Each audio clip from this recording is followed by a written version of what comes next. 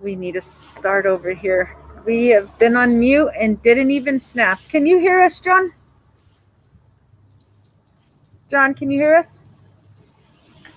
Can you hear us, John, on your end? Now I can. Now you can. Well, let's start this over. I apologize. I am Felicia DePaula, Program Development Specialist with the New Mexico Economic Development Department. Of course, we had to have a technical error happen on our last on-site interview. We are live from Silver City with Priscilla Lucero, Southwest COG Director, and James Marshall, Assistant Town Manager. So this is our final on-site interview for 2021.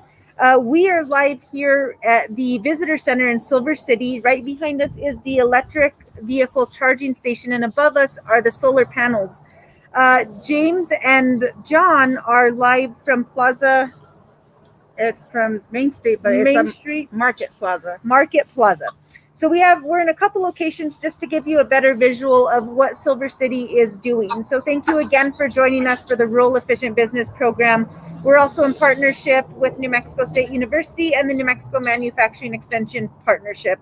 The program strives to assist rural small businesses and agriculture producers in New Mexico to reduce energy consumption, increase profits, and explore ways to implement renewable energy systems. So Priscilla, I'm going to let you go ahead and take it away. Can you tell us what the reasoning behind Silver City making some of these adjustments was? Well, I like to do a little bit of an introduction and welcome everyone to participating on this webinar today and call. So it's a pleasure to have both you and John with us today. But I think what I'd like to do is defer the question to James. James was really the person who spearheaded a lot of this work through him being the mayor of the town of Silver City. So if it's okay, Felicia, I'm going to defer that question to James, because I think he can really speak about what his overall thought process was at the commencement of these initiatives. Thank you, Priscilla. And thank you, Felicia and John, for having us on your program today. So at the time, I was the mayor, and several citizens had approached me about the town officially agreeing to address the climate change and specifically decreasing our carbon footprint from the town of Silver City operations. So I was able to get the council to approve the formation of the Mayor's Climate Protection Agreement Citizens Advisory Committee. Not a good acronym either. And this generated a climate action plan that laid out our baseline for carbon footprint, as well as actions to reduce our energy consumption, as well as the costs to the town for purchasing energy. And one of my initial goals was always to institutionalize the responsibility for energy efficiency into every department, and making sure that was everybody's consideration when they looked at making purchases. So, James, was there any type of resistance when you initially started with these ideas from the community or businesses?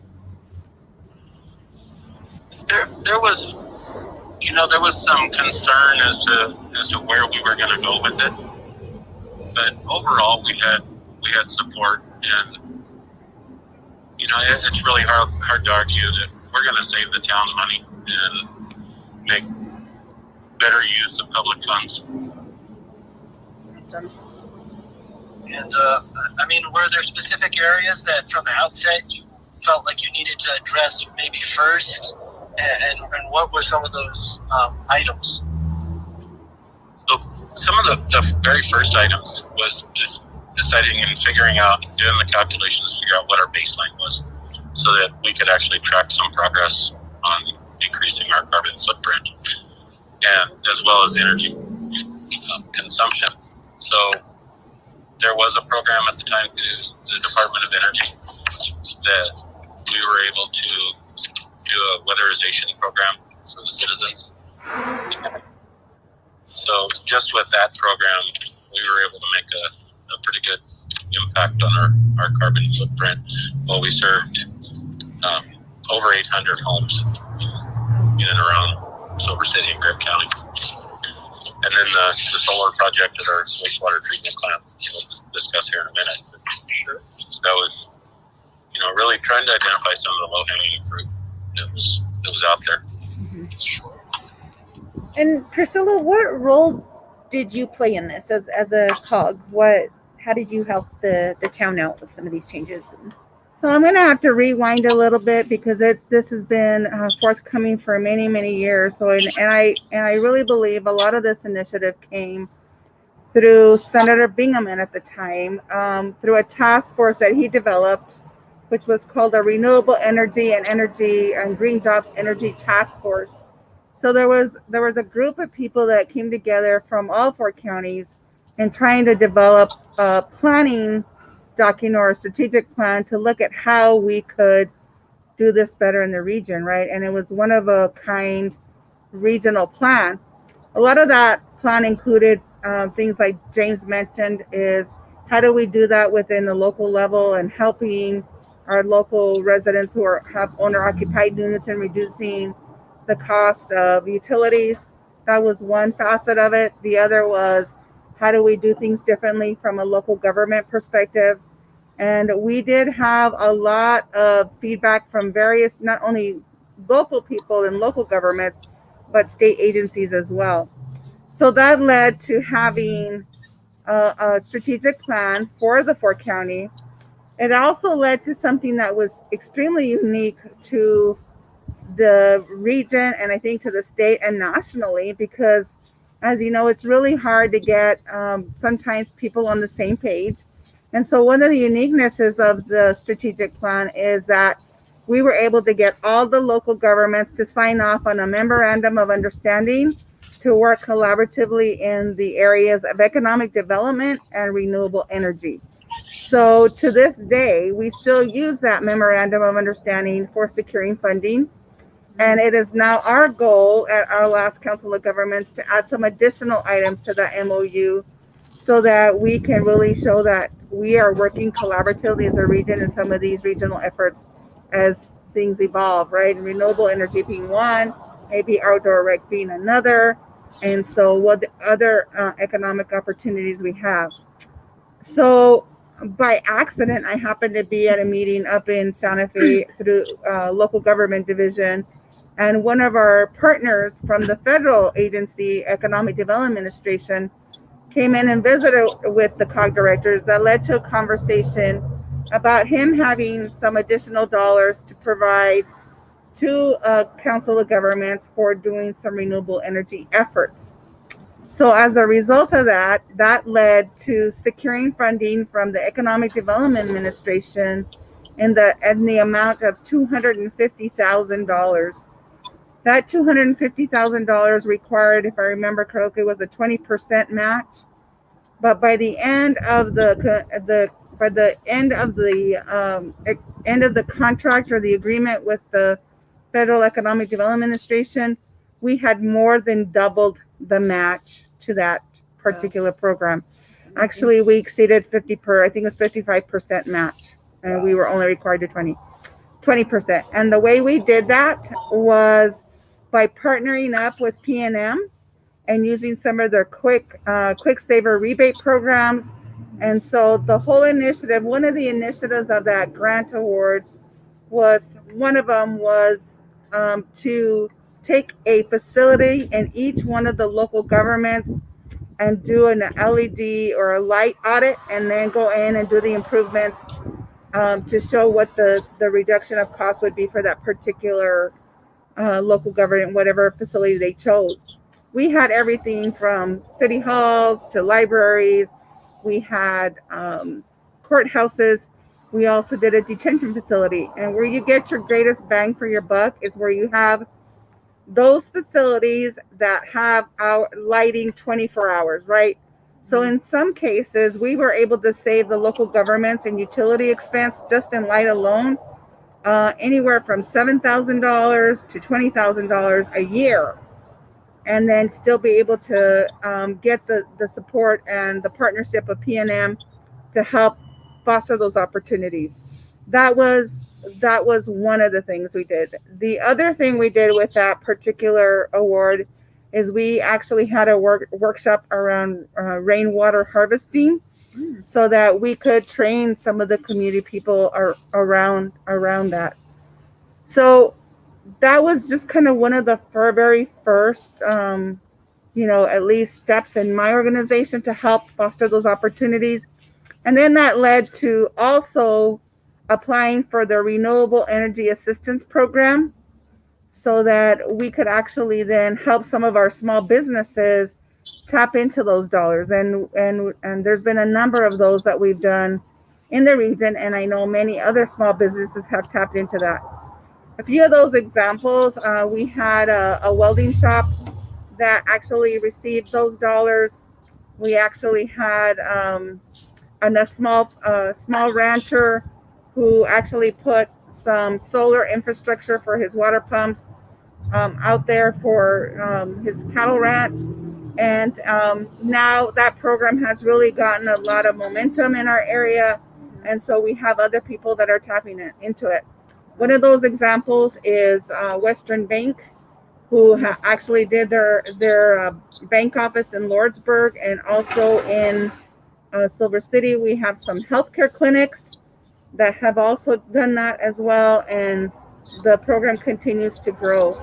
So that's kind of one of our very first pieces of involvement in around the renewable energy field.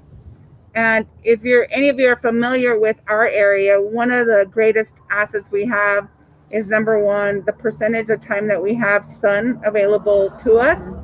But the other thing that's really a benefit to us is that we have a lot of geothermal activity that has led to small business growth and can continue to be that and foster new opportunities in that arena.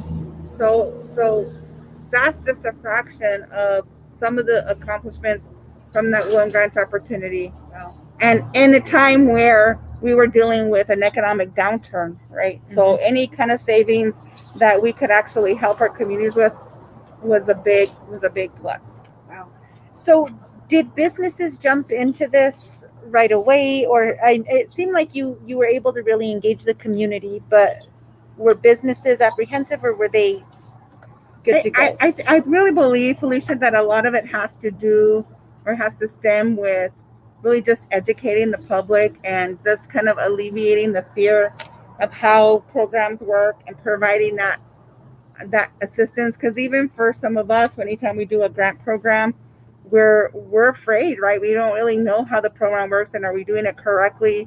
I know I had a staff person did a few of those, and how to really understand the terminology and how we do that better, right? And mm-hmm. So I think there's some very specific initiatives that in order to make change in our most rural and frontier communities, it takes hand-holding, and it takes a lot of creativity and partnerships.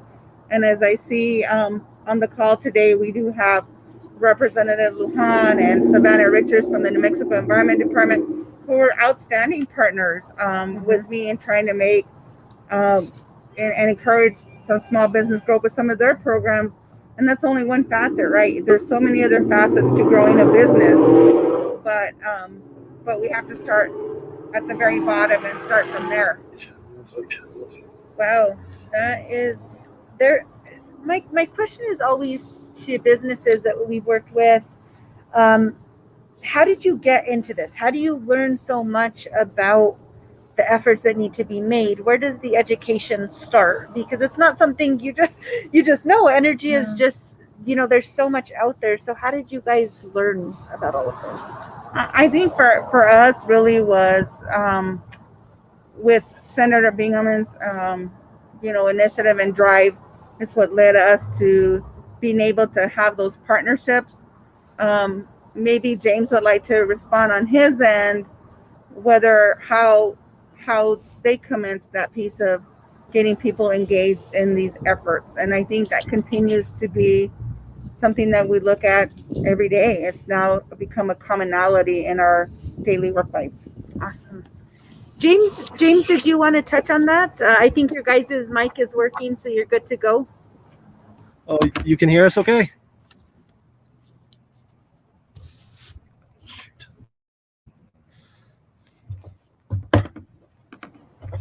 John, we can hear you good. You can? Yes. Okay. Yeah. Could If James, you could repeat you the respond question? to that? Oh, sure. Sure. I think so. I think the question was, is that how do we get started in getting other people involved in these processes, especially small business, and knowing about the programs? And my response was really looking at how we foster small business and education and just beginning to learn some of these programs. But I really felt a lot of it was from the drive from Senator Bingaman at the time, who was involved in the Energy Committee at the congressional level, that really led to a lot of these initiatives. And then it's just kind of taken off from there. And I think I was passing it over to James if he had any other thoughts about how we as a community got these efforts started and how the community feels about that. So thank you, Priscilla. I think, besides the stuff that you mentioned, which was obviously a great help to our community, the fact that when you're doing these energy efficiency programs, we're able to calculate a return on investment. And when you have a very efficient return on your investment, um, besides the global responsibility that we have, it just makes good business sense. And being able to demonstrate that to the businesses is always going to encourage their participation. Can you tell us a little bit more about that, James? Like, what specific incentives were offered to businesses in particular, and maybe just specifically in Silver City? I don't know if maybe just in the Southwest region. I know that sometimes grants and initiatives are just very local. So I'm just curious what an example of those would look like, if you remember. I don't, and at the time I was the mayor, so I didn't really get in the weeds. But Priscilla may recall. Yeah, I think, James, one of the things that as a town that I saw that really was instrumental is having the Office of Sustainability, because I think a lot of it is so much education and really trying to understand what is out there and available to them, right? And it's the information dissemination. Then from the information dissemination is that if you have an interest, then the next phase is how do we provide that technical assistance to them so that they feel a comfort level as they're applying for funding for that particular project. So I think what happened is that we were able as a COG to provide some technical assistance to them, but we had some great partners, and we had P&M as a great partner in helping us show off the Quick Saver rebates. But not only did we learn about the Quick Saver rebates, we also were able to educate the consumer about other programs. I continue to advocate for as James mentioned, during the ARA funds, there was a tremendous amount of money that went towards providing weatherization for homes. And I've been part of the New Mexico Mortgage Finance Authority Weatherization Policy Committee at the state level, because every day we see families experiencing just hard times with trying to meet the utility costs. We just recently, last week, had Weatherization Day here in Silver City, in which we had a elderly lady who didn't think that she could survive one more winter, as a result of how cold her home was, and she was living out of two rooms out of her home. And those are the rewards we reap when we can be able to reach those individuals, but that also need assistance to help them fill out the forms for the program, but also providing that outreach to know that these programs exist to help people. So I think that's a big piece of it. That's amazing. It's really amazing work that you're doing. Can you tell us a little bit more about like how many people you've worked with during Weatherization Day, or how many residents you help out, and what exactly it is? Yeah, That's so really neat. the weatherization program, as part of the committee, we have a provider that's based out of Las Cruces that actually does the weatherization, and they're called the Southwestern Regional Housing and Economic Development Corporation. They partner up with MFA because MFA provides the funds right directly to them. But the funds that come for weatherization are based on a formula that come from the energy, the energy department from a federal level. And so they only get so many units per year based on that county. Okay. So how they do the formula is not something that I'm aware of. But I can tell you that the waiting list on those programs based on your county can vary up to 30 people on a waiting list because that's how great the need is. Wow. The beauty of the Weatherization Policy Committee is that we have providers that provide additional funds that include PNM is one of them. The New Mexico Gas Company is another one. And then we have other providers that are providing these same initiatives throughout the state. So I think they're always trying to figure out ways to add additional dollars to trying to help with that. And I think I'm sure there's been some requests for additional funding for rehab. One of the most recent programs that they've been working on, which I was able to assist in, is they had refrigerators that they were giving out to families that were low income. And so with the partnership that I had with the Regional Housing Corporation, we were able to, I think, supply about 20 refrigerators to elderly people in Grant County that help reduce the utility costs. That's so amazing. Now they have a roofing program. They're going to do some additional refrigerators. So this is where I feel like partnerships are critical to know what is available to them. So that can make a tremendous difference in someone's life. And that's the one thing that the lady said for Weatherization Day, the one who was benefiting from the program, that her life had changed forever. And so it gave her hope to continue to live despite all of her challenges that she had faced, and wanting to make it better for herself. And how she became aware of the program, I'm not familiar. She was not one of my specific contacts, but I continue to disseminate information because these rural and frontier communities don't get that information to the people that are in need. So yeah, that's something we strive for. Yeah, that's amazing. Thank you so much for that work. It's amazing what you guys do. John, I'm sorry I kind of hijacked the interview here, and I know you have some burning questions, so go ahead and jump in.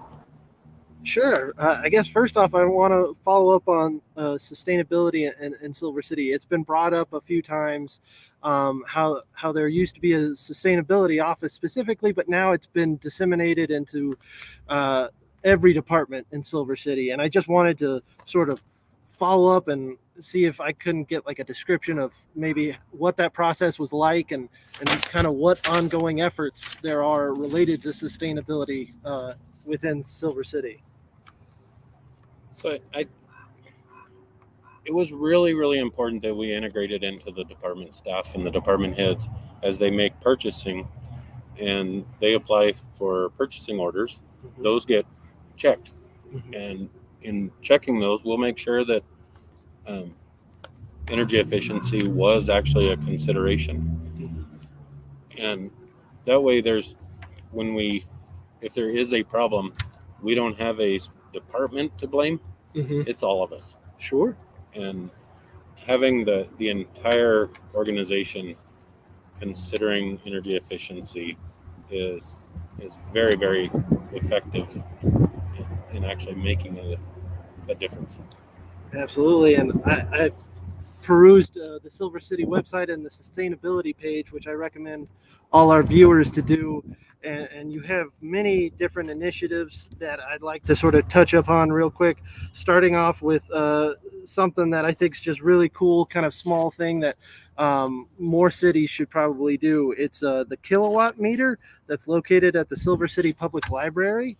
So my understanding is that this device is available for checkout and determines how much electricity appliances and other electronic devices within one's house, how much electricity they take.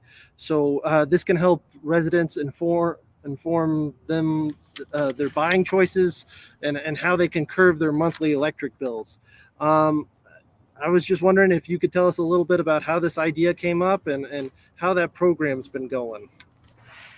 So it is a P&M program, I believe, that we got involved in. Well, we've definitely had our issues on other subjects with P&M. They've been a great partner in helping us with our energy efficiency, and having that available at the library just makes it readily available to the general public. And while the town has a significant energy consumption as an organization, the community is much greater. And having somebody be able to take this, they can adjust their temperatures in their refrigerator or their furnace and see what the impacts on their electric will be, and make sure that while they maintain their comfort and food safety, they're also able to make sure they're not wasting electricity. And so we encourage people to check those out. Absolutely. And I noticed going through the sustainable plan or sustainability plan for 2030, community education efforts related to energy management were very critical to the town of Silver City. And I think Priscilla's already hit on this a few times about how it's been important to get local and regional partnerships with Silver City involved, and even P&M, and as sort of a transition to, the Quick Saver program that was already talked about. I just wanted to maybe touch upon how the town of Silver City got involved with P&M on the Quick Saver program, because browsing the P&M website, it can be sort of a mistake can be made where this program is maybe just for small businesses, and maybe it is now, but it seems like the town of Silver City took advantage of this activity, and maybe Priscilla talked about it when we got disconnected, but I just wanted to touch on this topic if this wasn't already answered, but just kind of wanted a little bit more detail about how the town of Silver City got partnered with P&M on this, and what that process was like. So P&M has a local community liaison that works within this region, and that position has been extremely helpful in developing effective partnerships with P&M. And we have programs that in the middle of the summer they'll call us and tell us not to adjust our thermostats because we're going into a saving mode for load. And I've yet to see that affect our comfort in our offices, but those programs will definitely decrease your bill. Sure. And sorry, go ahead. I think they froze on that end. Oh. Uh-oh. Well, Priscilla, maybe you can talk a little bit about what grants you've utilized or funding resources that have helped fund some of these bigger projects, USDA, Main Street, Capital Outlay. What has that looked like? So I think we have a culmination of different initiatives. For the strategic planning that we did, that was the Federal Economic Development Administration. We've used the USDA the REAP grant, Renewable Energy Assistance Program. We've also used Freeport-McMoran in community investment funds. Oh, wow. In addition to that, we've utilized capital outlay dollars as well. And I think a big culmination of the dollars that came across were really ARA monies that talked about the 800 homes that were weatherized through the town of Silver City efforts. So again, and it's really difficult for most people to understand how these funding mechanisms work, let alone find out where you find them, right? Yeah. So it really does play an important role for us to stay in tune to what's happening at the state level and federal level around these initiatives. And so if a business is interested in finding funding, can they just go to your COG page, or do you guys have like an ecosystem that you have in place that kind of guides? Right. So one of the things that's happened most recently during COVID and the economic recovery, we're part of the regional, I think it's Region 5, which is the federal region. And so they have a person who does a lot of intergovernmental coordination. So what they do is they have a monthly call with all of us councils of governments.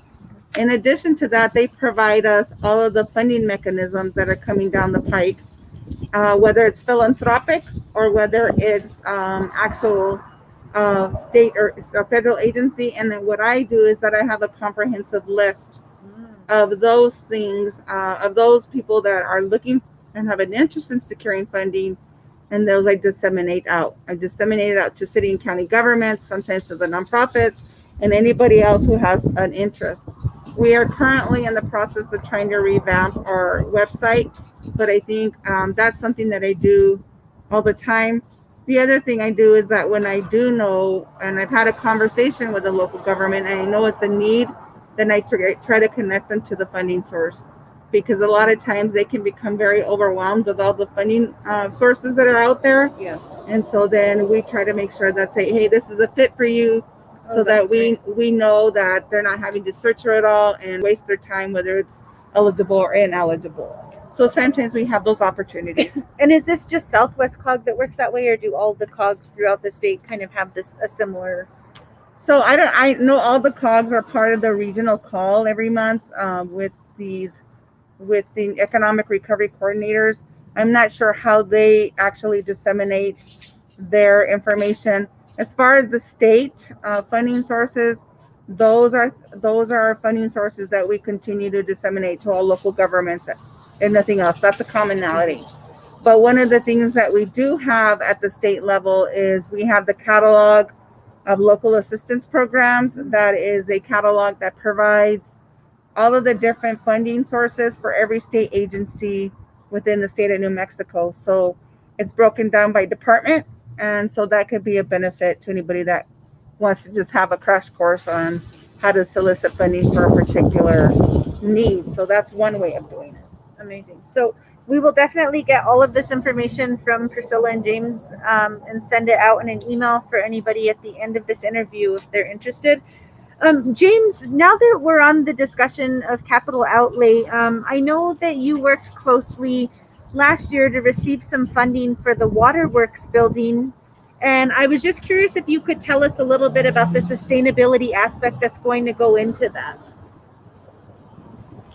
So the Waterworks Building is the original water supply for the town of Silver City. Dates in the 1800s, and it's a rock structure that the town has been slowly working to redevelop and get an occupancy permit for it at some point.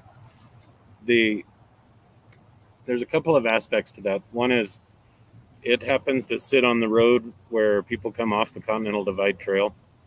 And so trying to figure out a way to take this very, very historic building in Silver City and make it actually useful to today's society, and supporting the Continental Divide Trail hikers, as well as celebrating the history of water in Grant County and Silver City, became pretty obvious that was a good purpose for the building. Anytime we do a construction project, we're going to make sure that we have the weatherization, that we have the more modern windows that still maintain the historic appearance of the structure, the insulation, HVAC systems are all going to be as green as possible. And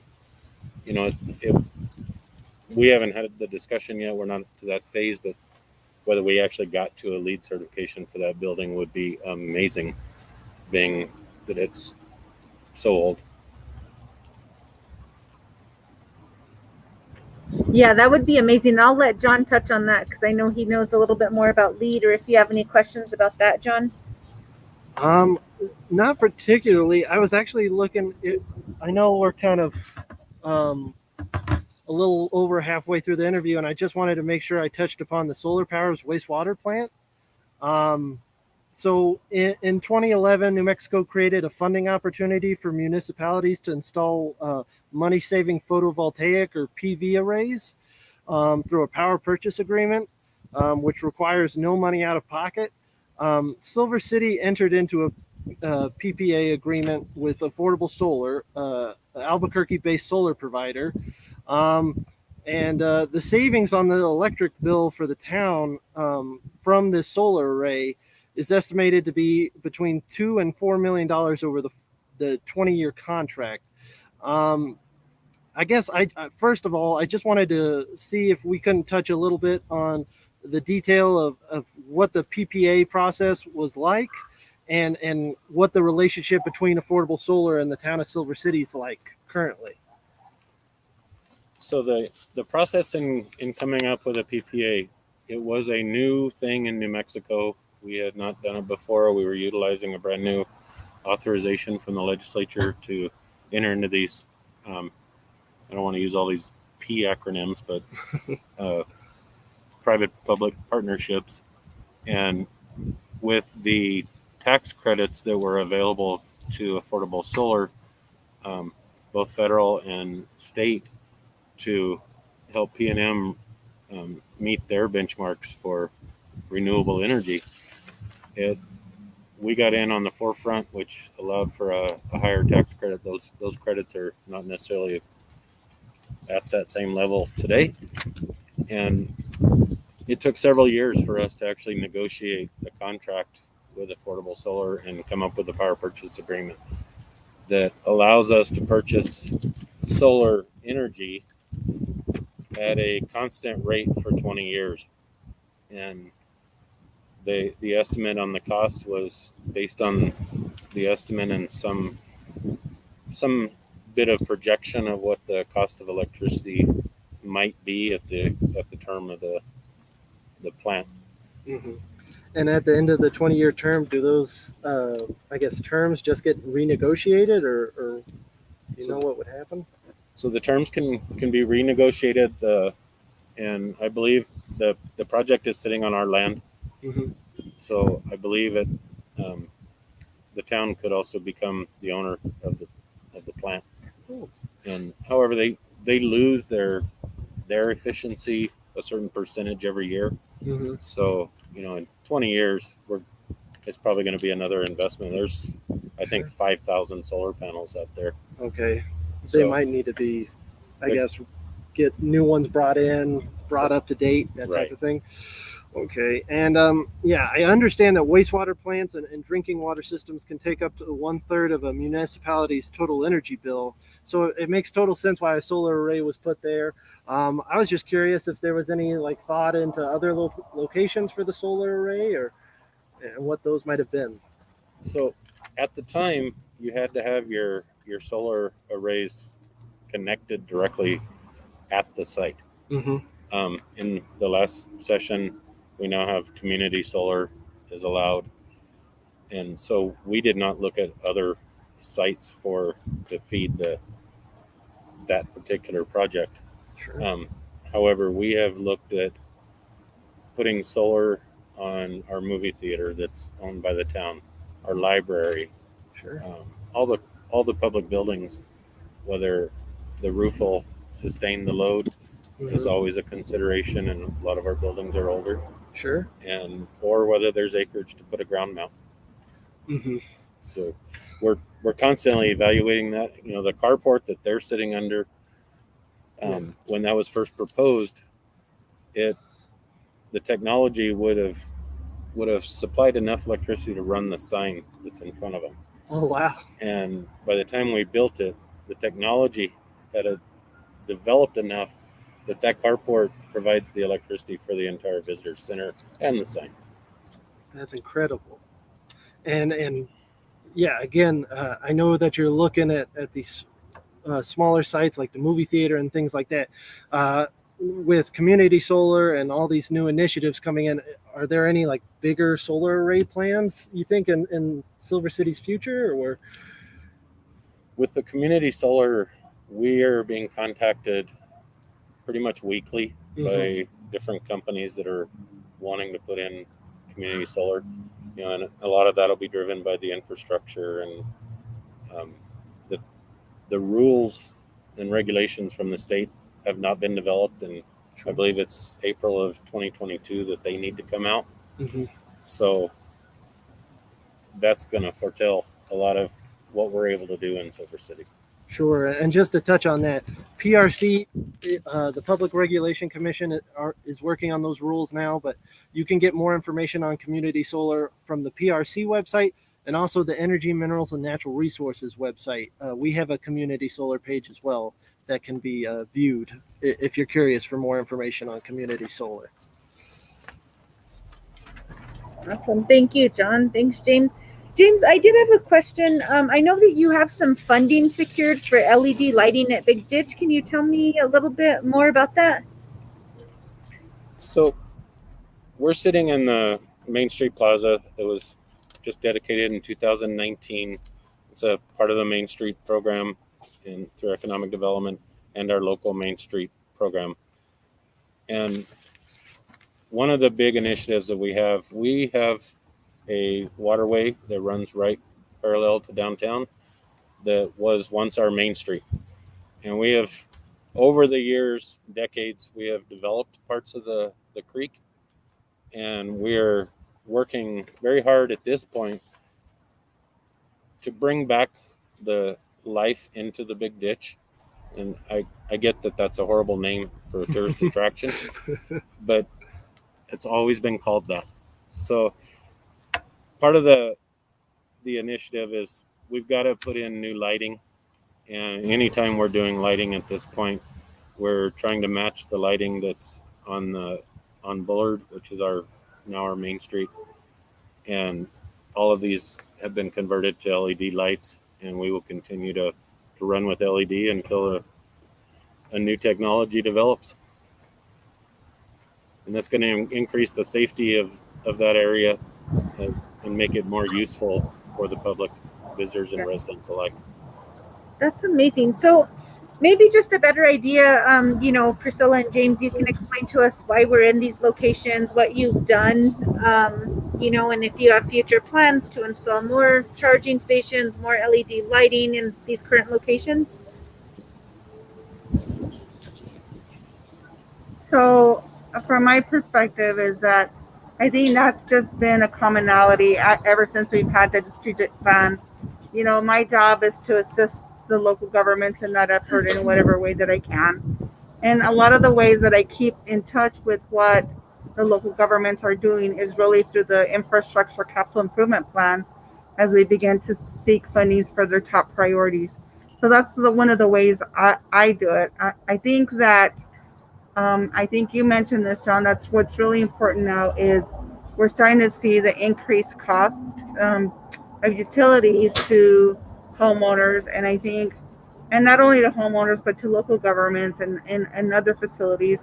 And how do we do that better? And I think sometimes there needs to be a shift or a thought and process around how we can expand the funding mechanisms to help around these say water and wastewater plants, water systems and wastewater treatment plants. And because if that could help us in the long term to be able to support our basic needs, but not only maybe future needs, whatever facility that may be, in detention facilities, and we know there's large costs associated with that. I think we have to think about what are some of those innovative ways around these renewables and energy efficiency measures to help us offset some of the costs for local governments. I really feel that some of our most rural and frontier governments are really struggling financially, and some of them have no tax base, so they continue to struggle, and they're trying to build revenue to be able to make sure that they're providing the adequate needs for the community. And sometimes it's a reality check when you go down to the local government or to the most rural government and find out what their challenges are, because you have people that are doing it all there. And so that's, I think, what I attribute a lot of my knowledge from, is just trying to make it easier and better for them to be able to meet community needs.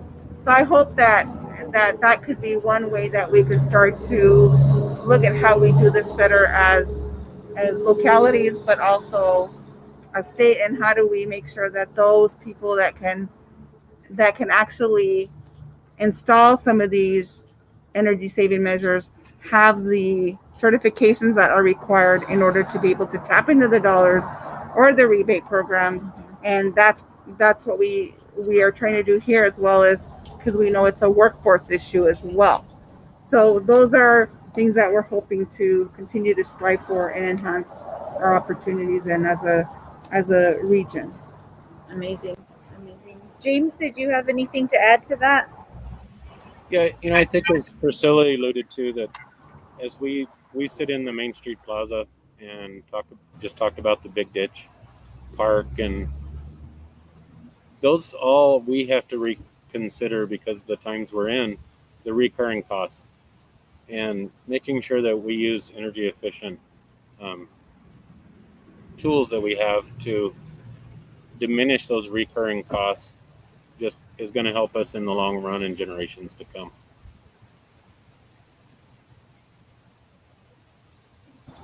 Awesome. Well, I mean, if either of you have any closing remarks, I think we're nearing the end of the interview. I just want to thank you, Felicia and John, for coming to the area. Number one, I think it's always important to make that contact with the local communities, because that's a way of validating, some of the efforts that we've worked on so hard. But there's nothing like coming down and seeing it for yourself, right? I think that's important. And it teaches you a lot about the area. So we want to just really acknowledge you for all of that. I also had an earlier conversation with John about, our whole region in the Southwest here is prime area, right, for renewable energy, everything from solar to geothermal, and many other amenities. And I'd like to have a further discussion with John about how we can look at supporting those efforts in our locality, and that we also serve as a way to disseminate the information and some of the accomplishments of our local governments, whether it's here or otherwise, so that other people can learn from the things that we've done in our areas and be that mentor, if nothing else. So we continue to strive to better our community in whatever way that's possible. And I think Town of Silver City is a prime example of how they've done that and done it well. So just thanks again for the opportunity. Yes, thanks so much for letting us come out here and interrupt your day and just get some nice fresh air. This is my first time back to Silver City in over 15 years, and it's grown, like Priscilla said. It's beautiful as ever, nice weather. So we're glad to be here, and thank you so much for letting us come in. James, did you have any final remarks before we close out? Sure. As Priscilla said, and I agree, we appreciate the opportunity to share some of Silver City's successes, and none of it would be possible without Priscilla and a COG. If you don't have one of those, both of those in your community, you got to get one, but not ours. And then having Alex Brown, he's our town manager and has been for 20 years, really, really support and make sure that the necessary philosophies change within the organization is just critical. And then the mayors and councils, you got to have them on board. You've got to support your programs. And so we're thankful for our mayor and council and all of our staff that it really does the work. Thank you both. Yeah, you guys, you have a great COG here. Well, that concludes this portion. I'm going to just run through a quick PowerPoint here and give you an idea of some of the programs that we have going on at EDD right now. So just give me a second and we will get that slide up.